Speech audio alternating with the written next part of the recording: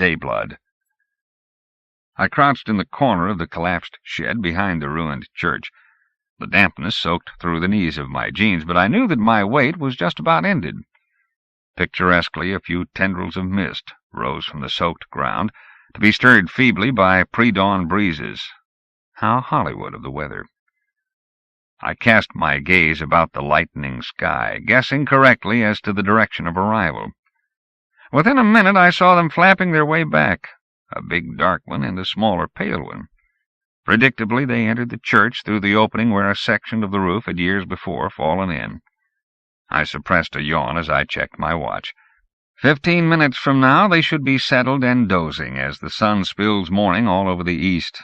Possibly a little sooner, but give them a bit of leeway. No hurry yet. I stretched and cracked my knuckles. I'd rather be home in bed.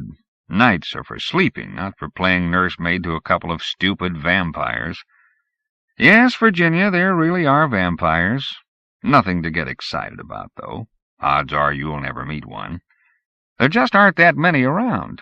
In fact, they're damn near an endangered species, which is entirely understandable considering the general level of intelligence I've encountered among them. Take this guy Brodsky as an example. He resides near a town containing several thousand people. He could have visited a different person each night for years without ever repeating himself, leaving his caterers, I understand that's their in-term these days, with little more than a slight sore throat, a touch of temporary anemia, and a couple of soon-to-be-forgotten scratches on the neck. But no, he took a fancy to a local beauty, one Elaine Wilson, ex-majorette. Kept going back for more. Pretty soon she entered the customary coma and underwent the Nosferatu transformation. All right, I know I said there aren't that many of them around, and personally I do feel that the world could use a few more vampires, but it's not a population pressure thing with Brodsky, just stupidity and greed. No real finesse, no planning. While I applaud the creation of another member of the undead, I am sufficiently appalled by the carelessness of his methods to consider serious action. He left a trail that just about anyone could trace here. He also managed to display so many of the traditional signs and to leave such a multitude of clues that even in these modern times a reasonable person could become convinced of what was going on. Poor old Brodsky, still living in the Middle Ages and behaving just as he did in the days of their population boom.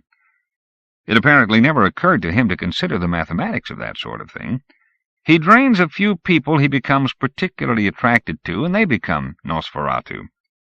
If they feel the same way and behave the same way, they go out and recruit a few more of their caterers, and so on.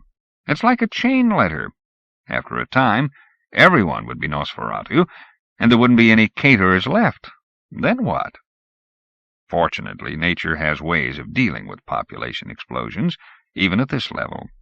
Still, a sudden rash of recruits in this mass media age could really mess up the underground ecosystem. So much for philosophy. Time to get inside and beat the crowd. I picked up my plastic bag and worked my way out of the shed, cursing softly when I bumped against a post and brought a shower down over me. I made my way through the field then and up to the side door of the old building. It was secured by a rusty padlock which I snapped and threw into the distant cemetery. Inside, I perched myself on the sagging railing of the choir section and opened my bag. I withdrew my sketchbook and the pencil I'd brought along. Light leaked in through the broken window to the rear. What it fell upon was mostly trash, not a particularly inspiring scene. Whatever. I began sketching it. It's always good to have a hobby that can serve as an excuse for odd actions, as an icebreaker. 10 minutes, I guessed, at most. 6 minutes later, I heard their voices. They weren't particularly noisy, but I have exceptionally acute hearing. There were 3 of them, as I'd guessed there would be. They entered through the side door also, slinking, jumpy, looking all about and seeing nothing. At first, they didn't even notice me creating art where childish voices had filled Sunday mornings with off-key praise in years gone by. There was old Dr. Morgan, several wooden stakes protruding from his black bag. I'll bet there was a hammer in there, too. I guess the Hippocratic Oath doesn't extend to the undead. Primum non nocere, etc., and Father O'Brien clutching his Bible like a shield, crucifix in his other hand, and young Ben Kelman, Elaine's fiancé, with a shovel over his shoulder and a bag from which I suspected the sudden odor of garlic to have its origin. I cleared my throat, and all three of them stopped, turned, bumped into each other. "Hi, Doc," I said. "Hi, Father." "Ben." "Wayne," Doc said. "What are you doing here?" "Sketching," I said. "I'm into old buildings these days." "The hell you are," Ben said. "Excuse me, Father. You're just after a story for your damned newspaper." I shook my head. "Really, I'm not." "Well, Gus would never let you print anything about this, and you know it." "Honest," I said. "I'm not here for a story. But I know why you're here, and you're right.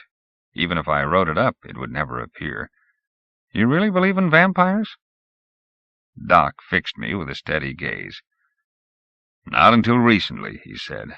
"But, son, if you'd seen what we've seen, you'd believe." I nodded my head and closed my sketch pad. "All right," I replied. "I'll tell you. I'm here because I'm curious. I wanted to see it for myself, but I don't want to go down there alone. Take me with you." They exchanged glances. "I don't know," Ben said. "It won't be anything for the squeamish," Doc told me. Father O'Brien just nodded. "I don't know about having anyone else in on this," Ben added. "How many more know about it?" I asked. "It's just us, really," Ben explained. "We're the only ones who actually saw him in action." "A good newspaperman knows when to keep his mouth shut," I said, "but he's also a very curious creature. Let me come along." Ben shrugged, and Doc nodded. After a moment, Father O'Brien nodded, too. I replaced my pad and pencil in the bag and got down from the railing. I followed them across the church, out into a short hallway, and up to an open, sagging door. Doc flicked on a flashlight and played it upon a rickety flight of stairs leading down into darkness. Slowly, then, he began to descend. Father O'Brien followed him. The stairs groaned and seemed to move. Ben and I waited till they had reached the bottom. Then Ben stuffed his bag of pungent groceries inside his jacket and withdrew a flashlight from his pocket. He turned it on and stepped down. I was right behind him. I halted when we reached the foot of the stair. In the beams from their lights I beheld the two caskets set up on sawhorses, also the thing on the wall above the larger one. "Father, what is that?" I pointed. Someone obligingly played a beam of light upon it. "It looks like a sprig of mistletoe tied to the figure of a little stone deer," he said. "Probably has something to do with black magic," I offered. He crossed himself, went over to it, and removed it. "Probably so," he said, crushing the mistletoe and throwing it across the room, shattering the figure on the floor and kicking the pieces away. I smiled. I moved forward then. "Let's get the things open and have a look," Doc said. I lent them a hand. When the caskets were open, I ignored the comments about paleness, preservation, and bloody mouths. Brodsky looked the same as he always did. Dark hair, heavy dark eyebrows, sagging jowls, a bit of a paunch. The girl was lovely, though. Taller than I'd thought, however, with a very faint pulsation at the throat and an almost bluish cast to her skin. Father O'Brien opened his Bible and began reading, holding the flashlight above it with a trembling hand. Doc placed his bag upon the floor and fumbled about inside it. Ben turned away, tears in his eyes. I reached out then and broke his neck quietly while the others were occupied.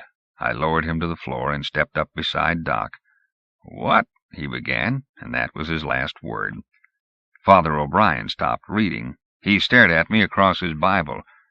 "You work for them?" he said hoarsely, darting a glance at the caskets. "Hardly," I said, "but I need them. They're my life's blood." "I don't understand." "Everything is prey to something else, and we do what we must. That's ecology. Sorry, Father." I used Ben's shovel to bury the three of them beneath an earthen section of the floor toward the rear, garlic, steaks, and all. Then I closed the caskets and carried them up the stairs. I checked around as I hiked across a field and back up the road after the pickup truck. It was still relatively early, and there was no one about. I loaded them both in back and covered them with a tarp. It was a 30-mile drive to another ruined church I knew of. Later, when I had installed them safely in their new quarters, I penned a note and placed it in Brodsky's hand. Dear B, let this be a lesson to you. You are going to have to stop acting like Bela Lugosi. You lack his class. You are lucky to be waking up at all this night. In the future, be more circumspect in your activities, or I may retire you myself. After all, I'm not here to serve you. Yours truly, W. P.S. The mistletoe and the statue of Cernunnos don't work anymore. Why did you suddenly get superstitious? I glanced at my watch as I left the place. It was 11:15. I stopped at a 7-Eleven a little later and used their outside phone. "Hi, Keela," I said when I heard her voice. "It's me." "Verdith," she said. "It's been a while." "I know. I've been busy."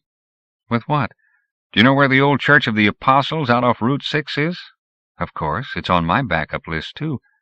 "Meet me there at 12:30 and I'll tell you about it over lunch."